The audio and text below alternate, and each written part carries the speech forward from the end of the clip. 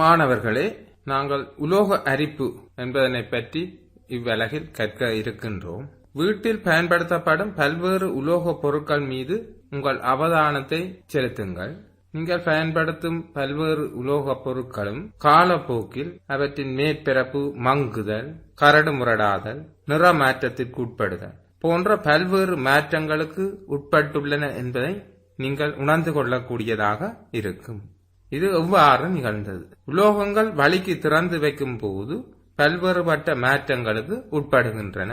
இதனை நாம் உலோக அரிப்பு என அழைக்கின்றோம்.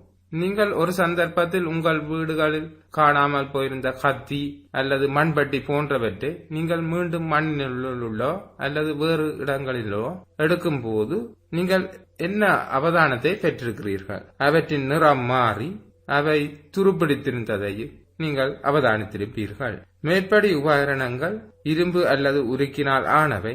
அவை வழிக்கு திறந்து வைக்கும் போது அரிப்புக்கு உட்படுகின்றன. இதனை நாம் துருப்பிடித்தல் என அழைக்கின்றோம்.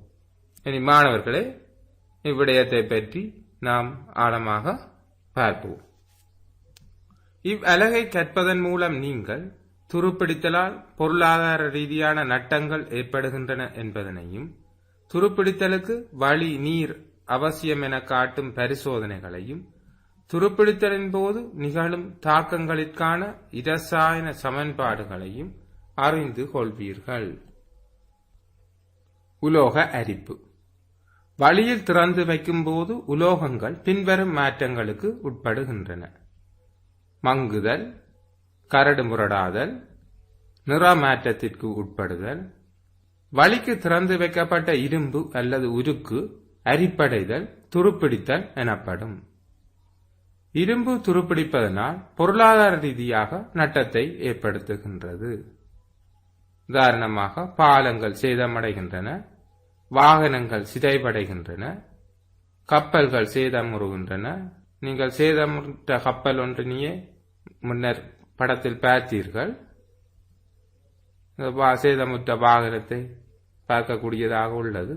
துருப்பிடித்தலால் வாகனம் எவ்வாறு சீதளமடைந்து காணப்படுகின்றது, அதேபோன்று சுரை ஆணிகளும் எவ்வாறு துருப்பிடித்துள்ளன என்பதை நீங்கள் அவதானிக்கக்கூடியதாக உள்ளது.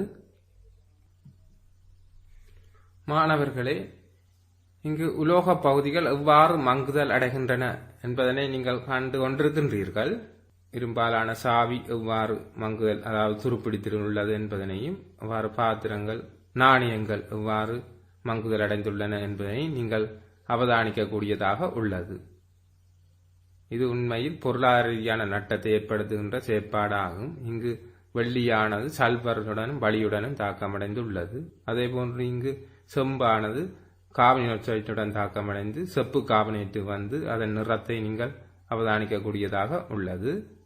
அதேபோன்று இரும்பு ஆணியானது நீரேற்றப்பட்ட வலியுடன் தாக்கமடைந்து துரு தோன்றியுள்ளது. துருப்பிடித்தலுக்கு அவசியமான காரணிகளை அறியும் பரிசோதனையில் நாம் முதலில் வலி அவசியமா என கண்டறிவோம். இதற்கு தேவையானவை: கொதிகுழாய்கள் 2, நீர், தேங்காய் எண்ணெய், சுத்தமான அல்லது தூய புதிய இரும்பு ஆணிகள், பன்சன் சுடரடுப்பு, ஐதான ஏச்சியல் கரைசல். அதற்கான அமைப்பினை நீங்கள் படத்தில் காண்கிறீர்கள்.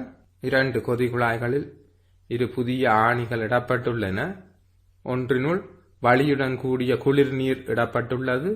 மற்றதனுள் சூடாக்கப்பட்ட, அதாவது கொதிக்க வைக்கப்பட்ட வலி அற்ற நீர் இடப்பட்டுள்ளது. அதன் மீது எண்ணெய் படை மேலே இடப்பட்டுள்ளது. நீங்கள் சற்று சிந்தியுங்கள். இனி நாம் விடயத்தை பார்ப்போம். ஏன் எண்ணெய் இடப்படுகின்றது, ஏன் நீர் கொதிக்க வைக்கப்பட்டது போன்ற விடயங்களை நீங்கள் சிந்தித்துக் கொள்ளுங்கள். செய்முறையை நோக்குவோம். நாகப்பூச்சு பூசாத ஆணிகள் 2 2 சோதனை குழாய்களினுள்ளும் இடுங்கள். ஏனெனில் தற்போது நாம் கல்வனைஸ் படுத்திய, அதாவது நாகப்பூச்சு பூசிய ஆணிகளை நாம் பெறக்கூடியதாக இருப்பதனால் அந்த ஆணிகளை எடுத்து நாம் பரிசோதனைக்கு பயன்படுத்தினால் அவதானத்தை பெற்றுக்கொள்ள முடியாது, அதில் துருப்பிடித்தல் நிகழாது. எனவே நாம் நாகப்பூச்சு பூசாத இரும்பு ஆணிகளை பெற்றுக்கொள்ள வேண்டும். இரு சோதனை குழாய்களுக்குள்ளும் அவற்றின் உயரத்தின் அரை பங்கிற்கு குளிர் நீரை நிரப்புங்கள். ஒரு சோதனை குழாயில் உள்ள நீரை ஏறத்தாழ 5 நிமிடங்களுக்கு சூடாக்குங்கள். இரண்டினுள்ளும் சுத்திகரிக்கப்பட்ட இரும்பாணிகள் ஒவ்வொன்று வீதம் இரு குழாய்களினுள்ளும் இடுங்கள். சுடுநீருடன் மீண்டும் வழித்தொடுகை ஏற்படாதவாறு எண்ணெய் படை ஒன்றை இடுக. இரு குழாய்களையும் ஒரு நாள் வரை வைத்து அவதானியுங்கள். அதே பரிசோதனைக்கான படத்தையே நீங்கள் அவதானிக்கிறீர்கள். அவதானத்தை பார்த்தோமானால் சூடாக்கப்பட்ட நீருள்ள சோதனை குழாயிலுள்ள ஆணி துருப்பிடிக்கவில்லை. மற்ற சோதனை குழாய், அதாவது சோதனை குழாய் ஏயிலுள்ள ஆணி துருப்பிடித்து இருந்தது. அவதானத்திற்கான விளக்கத்தை நாம் பார்ப்போமானால், இரு சோதனை குழாய்களிலும் உள்ள ஆணிகள் இரண்டும் நீருடன் தொடுகையில் உள்ளன. பி குழாயிலுள்ள நீர் சூடாக்கப்பட்டிருப்பதால் அதில் கரைந்துள்ள வளி வெளியேற்றப்பட்டுள்ளது. அதேபோன்று குழாய் பியிலுள்ள நீர் மீது எண்ணெய் படலம் காணப்படுவதால் மீண்டும் மேலே உள்ள வளி நீரினுள் கரைவது தடுக்கப்பட்டுள்ளது. இதனால் குழாய் பியிலுள்ள ஆணி நீருடன் தொடுகையில் உள்ளது, ஆனால் வளி கிடைக்காது. எனவே அதிலுள்ள ஆணி துருப்பிடிக்கவில்லை. ஆனால் குழாய் ஏயிலுள்ள ஆணிக்கு வளி, நீர் ஆகிய இரு காரணிகளும் கிடைக்கின்றது. எனவே குழாய் ஏயிலுள்ள ஆணி துருப்பிடித்துள்ளது. பரிசோதனையிலிருந்து பெறக்கூடிய முடிவாக துருப்பிடித்தலுக்கு வளி அவசியம் என்றதனை பெற்றுக்கொள்ளலாம். அடுத்ததாக நாம் துருப்பிடித்தலுக்கு வளியின் எக்கூறு அவசியம் என கண்டறிவோம். இதற்கு தேவையானவை கொதிகுழாய்கள் 2, சிறிதளவு பஞ்சு, இரும்புத்தூள், நீர் நிரப்பப்பட்ட சாடி. செய்முறை: நீங்கள் அதற்கான படத்தினை காண்கிறீர்கள். இரும்புத்தூள், அதற்கு பஞ்சு வைக்கப்பட்டுள்ளது. சோதனை குழாய் ஒன்று வைக்கப்பட்டுள்ளது. ஒரு கொதிகுழாயினுள் படத்தில் காட்டப்பட்டுள்ளவாறு ஈரப்பஞ்சை இட்டு அதனுள் இரும்புத்தூளை இடுங்கள். அதனை உருவிற் காட்டப்பட்டுள்ளவாறு நீர்ச்சாடியினுள் வையுங்கள். மற்ற வெற்று குழாயையும் அவ்வாறே நீர்ச்சாடியில் தலைகளாக வையுங்கள். சில நாட்களின் பின் அவதானத்தை குறித்துக் கொள்ளுங்கள். அவதானம் நீங்கள் படத்தில் அவதானிக்கக்கூடியதாக உள்ளது. நீர்மட்டம் குழாயினுள் 1/5 பங்கிற்கு உயர்ந்துள்ளது. வெற்று குழாயினுள் நீர்மட்டம் உயரவில்லை. அப்போ ஏதோ ஒன்று அங்கு நடைபெற்றுள்ளது. இரும்புத்தூள் துருப்பிடித்திருந்தது. இரும்புத்தூள் காணப்படும் சோதனை குழாயினுள் நீர்மட்டம் வளிக்கனளவில் 1/5 மடங்கினால் உயர்ந்திருப்பதை காணலாம். அதாவது 1/5 பங்கிற்கு உயர்ந்துள்ளது. இவ்வளியின் கூறு துருப்பிடித்தலுக்கு பயன்படுத்தப்பட்டுள்ளதனால் அந்த இடத்தை நிரப்புவதற்கு முகவையில் உள்ள நீர் மேலே உயர்ந்துள்ளது. முடிவு: வளியின் கூறுகளில் 1/5 பங்கு காணப்படுவது ஒட்சிசன் வாயு ஆகும். எனவே துருப்பிடித்தலுக்கு பயன்படுவது ஒட்சிசன் ஆகும். நாம் துருப்பிடித்தலுக்கு வளி அவசியம் என கற்றோம்.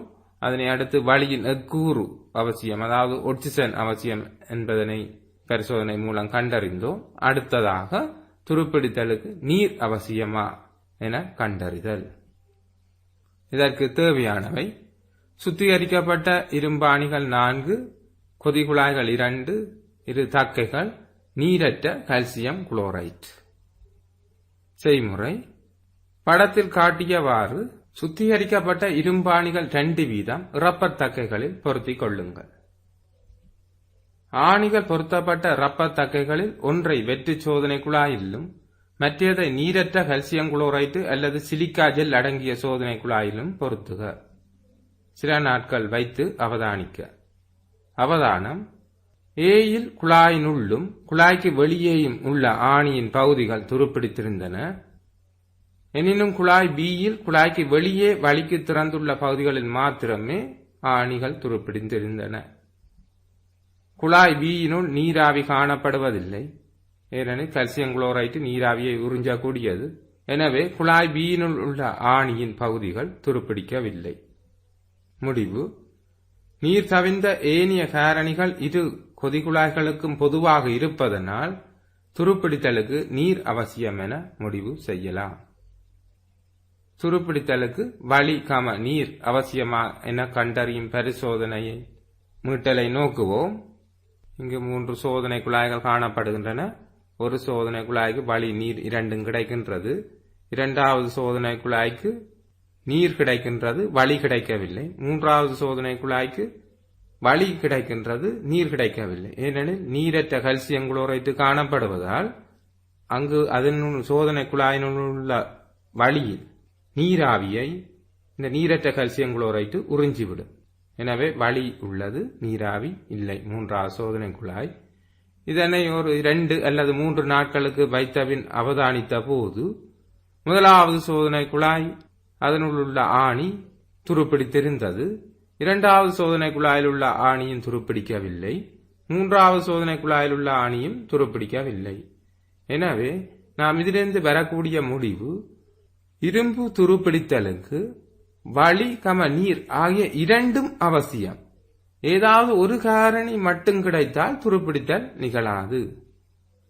இரும்பு துருப்பிடித்தலுக்கான பரிசோதனை. இங்கு 3 ஆணிகள் இடப்பட்டுள்ளன. 3 ஒன்றில் நீரும் மற்றதில் காய்ச்சி வடித்த நீரும் இடப்பட்டு அதன் மீது ஆயில் இடப்படுகின்றது, வளி மீண்டும் கரையாதிருக்க.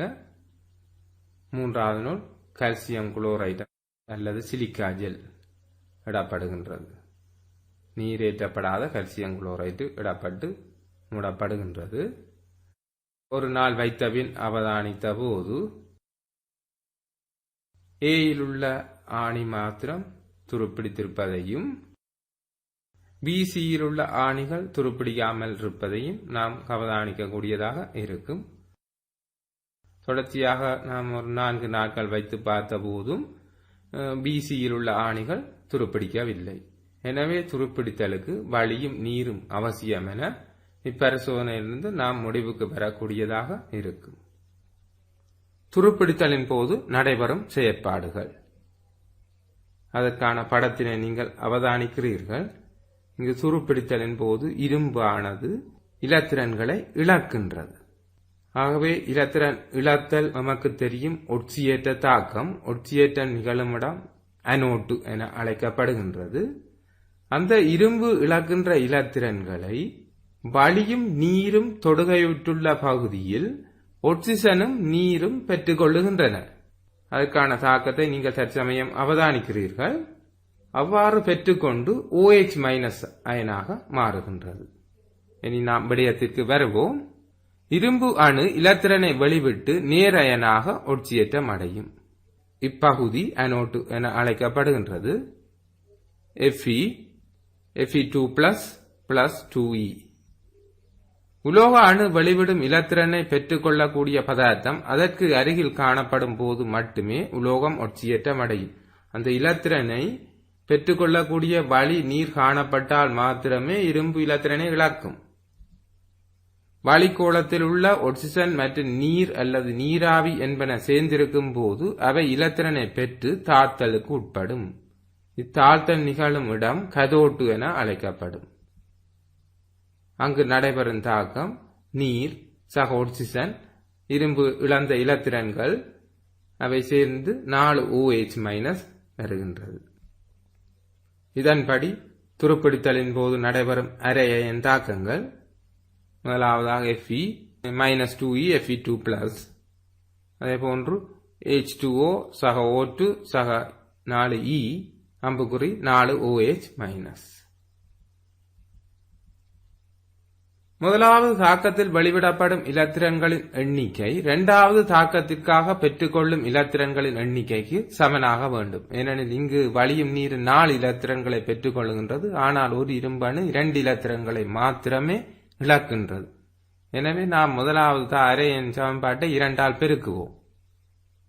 பெருக்கும்போது 2Fe - 4E அம்புக்குறி 2Fe2+ வருகின்றது. அல்லது 2Fe இலிருந்து 2Fe2+ அயன்களும் 4 இலத்திரங்களும் வருகின்றன. இனி இரண்டாவது சமன்பாட்டையும் மூன்றாவது சமன்பாட்டையும் கூட்டுவோம். இரு சமன்பாடுகளையும் கூட்டும் போது 2H2O சக O2 சக 2Fe இடது பக்கத்தில் உள்ளவை கூட்டப்படுகின்றது. அம்புகுறி 2Fe2 பிளஸ் 4 OH- அயன்கள் உருவாகின்றன. இங்கு இரண்டு பக்கம் உள்ள 4 இலத்திரன்கள் ஒன்று இழக்கப்படுவது மற்றது ஏற்கப்படுவது, எனவே இரண்டும் இல்லாமல் செய்யப்படுகின்றது. இவ்வாறான ஒரு முழு சமன்பாடு கிடைக்கின்றது. இவை Fe2+ OH- சேர்ந்து FeOH உருவாகின்றது. உருவாகிய FeOH மேலும் வளியுடன் தாக்கமடைந்து நீரேற்றப்பட்ட ஃபெரிக் ஆக்சைடு உருவாகும். FeOH சக O2 அம்புக்குறி Fe2O3.H2O சக 2 மூலக்கூறுகள் நீரும் உருவாகின்றது. உருவாகிய துரு எனப்படும் நீரேற்றப்பட்ட ஃபெரிக் ஆக்சைடு கபில நிறமானதாகும். நீரேற்றப்படும் போது உடன் சேரும் நீர் மூலக்கூறுகளின் எண்ணிக்கை வேறுபடலாம். எனவே துருவின் சூத்திரத்தை Fe2O3.XH2O என காட்டுவது சால பொருத்தமானதாகும். எனவே நாம் துருவின் சூத்திரத்தை Fe2O3.XH2O எனவே குறிப்பிடுவது வழமை. சாராம்சம்: உலோகங்கள் வளியில் உள்ள கூறுகளுடன் தாக்கமடைந்து உலோகச் சேர்வைகள் உருவாவதனால் அவற்றின் மினுக்கம் குறைந்து மாற்றங்களுக்கு உட்படுதல் உலோகம் மங்குதல் எனப்படும். இரும்பு மங்குதல் துருப்பிடித்தல் எனப்படும். துருப்பிடித்தலுக்கு வளி, நீர் ஆகிய இரண்டும் அவசியமாகும்.